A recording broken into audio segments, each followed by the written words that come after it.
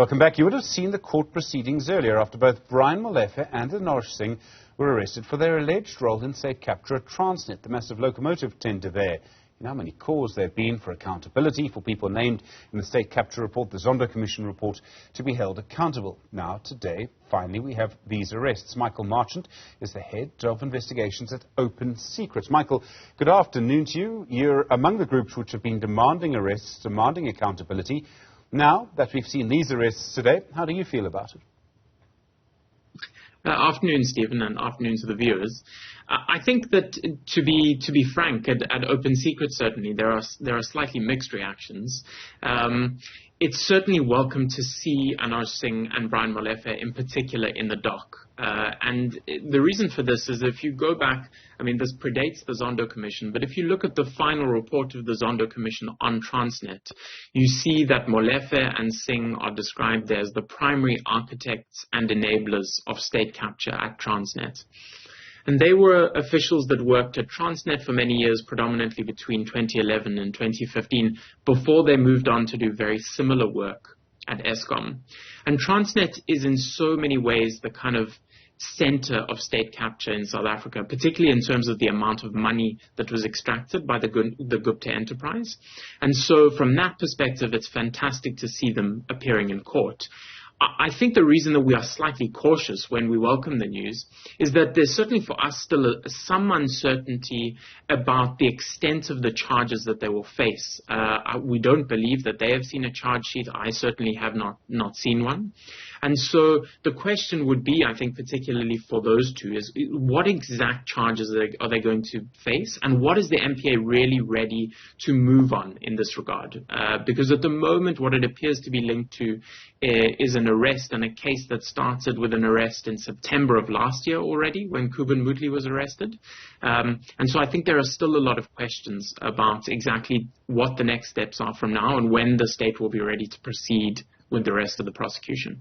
There's so many elements to this because, I mean, a defense lawyer is going to drive a truck through a prosecutor who can't come with formal charges. At the same time, there are massive public demands for accountability and for the NPA to act. So the NPA is in a position where it's basically almost forced to act by public opinion.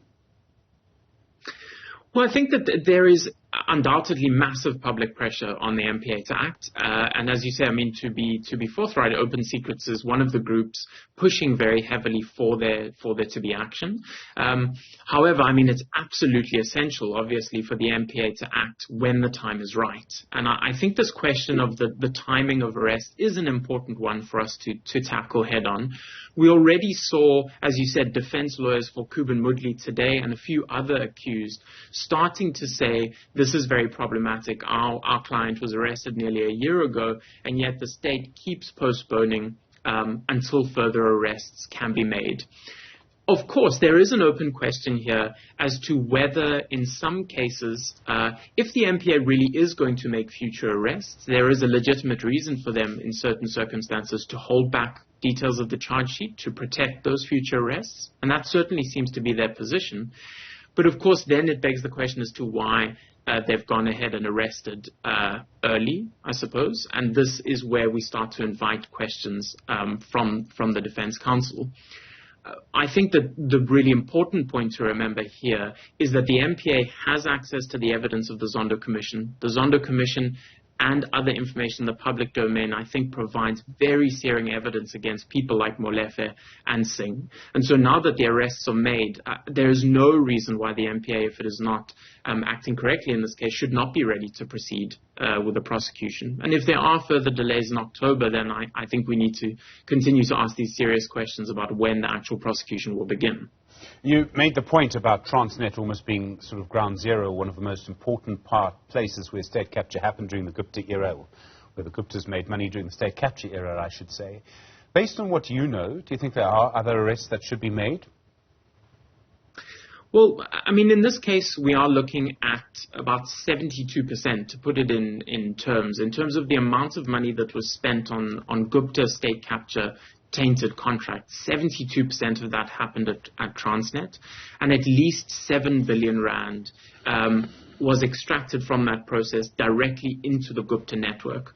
And that was shown very clearly by Paul Holden of Shadow World Investigations towards the end of the hearings related to the state capture to the Zondo Commission. Stephen, the question that you ask is quite a difficult one to answer, and it goes back to this question about which charges need to be brought in relation to the actual procurement of the trains and what charges need to be brought against people who are related to the financing of that deal. Our understanding is that this case is predominantly concerned with payments that were made to Trillion and to regiments, potentially, for the deal that was linked to to financing the procurement of the locomotives. We don't yet see this case being directly linked to the actual corruption in the procurement deal. And then when you start looking at other actors, then you have to look at the corporations that are involved. Is there potential, for example, for the Chinese rail companies who were the primary beneficiaries of the inflated procurement system that Molefe and Singh approved, whether they should be in the dock, whether Nedbank and other banks who have been implicated in the financing of the transaction, whether they should be. I think at the very least, all of those actors need to be held to account, because the sheer social and human cost of what happened at Transnet, just beyond simply the money that was lost there, but also the knock-on effects to the economy from a weak Transnet, and also the lost jobs and other investment that has flowed from that, means that holding those actors accountable for the big-ticket items will be absolutely vital. Michael, you touched on the idea of these two Chinese railway companies that were involved. And it's astonishing because if I remember correctly, they're actually government companies. They're a bit like sort of our parastatals, sort of quite similar in structure. And yet hardly ever do we hear about accountability for them. And I can't imagine the diplomatic ramifications of a decision by our National Prosecuting Authority to charge a Chinese government-owned company here. Certainly. I think it's politically very difficult, and I think that there are certainly other instances of state capture where this is an issue. So, for example, when we talk about PRASA, when we're looking at commuter rail instead of Transnet, we're also looking at large German and Spanish international rail companies that are implicated, and any decision to do that might have diplomatic consequences. But, of course, the MPA has said very rightly, and the leadership of the MPA has assured us that this is the way they view these issues, is that this is not their predominant concern. Their concern is one with justice, and they should not have to take those political considerations to bear. And so they should not be being put under pressure by our politicians in that regard, and that's why they should go after those actors without fear or favor. I think it's not only in relation to the large international companies. A Chinese state-owned rail company is obviously a very clear example, but we've seen in the past that even domestically in South Africa, particularly when it comes to big corporations, there is a political trepidation to hold the larger banks and others to account for their role. And I think when it comes to Transnet, Nedbank is a quintessential example, is that there's still so many open questions around Nedbank's role in financing at Transnet and more broadly its role in state capture. And there would certainly be political upheaval if Nedbank were to be put in the dock, but it's no good reason for the MPA not to act against them and all of the other corporations that are implicated in these types of scandals. Michael, last week your organisation released that big report about the NPA, about many of the people in the NPA who are still playing roles there, people about whom many big questions have been asked, including in public. I'm thinking of people like the person in charge of the Joburg Prosecution Service, Andrew Chauke. Does today's arrests begin at all to restore some of your faith in the NPA? Do you have any sort of idea of what a proper restoration of faith in the NPA from your organisation would look like? It's a good question, Stephen. I think that there are two things that I would say in response. And the one thing is to return to the Open Secrets report released last week, is that I think it is important to view the accountability of prosecutors within the MPA as a good in and of itself. And so in that report, we were not only referring to desiring to see action as a sign of reform within the MPA, but pointing to the very serious allegations against prosecutors, including the Director of Public Prosecutions in Gauteng, and saying until we see a transparent result of a full investigation and any action against those prosecutors, it's going to be very difficult for the public trust to be restored. And so I think regardless of what we see in the public, the outcome of those investigations, and the MPA have now confirmed that those investigations are underway. And I think the outcome of that will be a huge litmus test. And then on the other side of it, to return to this, is that I think we are inevitably, as members of the public, we welcome these kind of arrests for the reasons that I've laid out.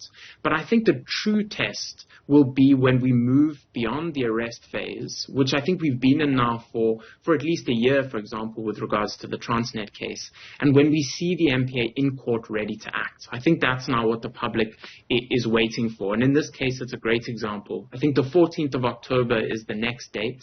And if the state at that point says, we're now ready to provide charge sheets and we're ready to pursue these sets of accused, I think that would really be a sign that we're moving in the right direction. If we continue to have postponements, delays, and a perpetual indication of future arrests without a case proceeding, I think that's when the doubts and the concerns will linger. Michael Marchant, thank you, Head of Investigations at Open Secrets.